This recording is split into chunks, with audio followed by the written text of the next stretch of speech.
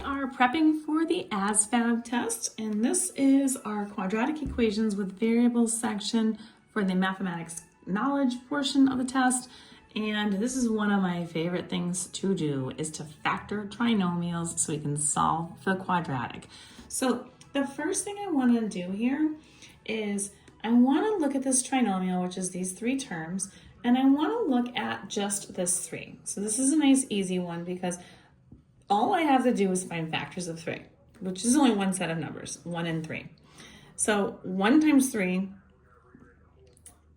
gets this answer, but then 1 plus 3 will get me this middle term. So what I'm going to do is set these equal y plus 1, because 1 is going to, this is only a factor pair you have, and then y plus 3 is your second one. So again, these two numbers multiply to get me this, but they also add to get me the 4 in the middle.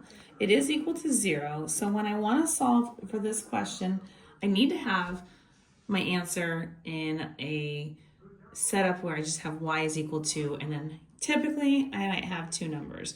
In this case, I will have two different answers. So what you do is you set each of the binomials, which is just the numbers that whatever's in the parentheses. So we set them both equal to 0. So we do y plus 1 equals 0. And then we're going to do the same thing over here. Put the y plus 3 equals 0. Now this is just a nice one-step equation. Opposite operation to subtract the 1 on both sides. So you get y is equal to a negative 1.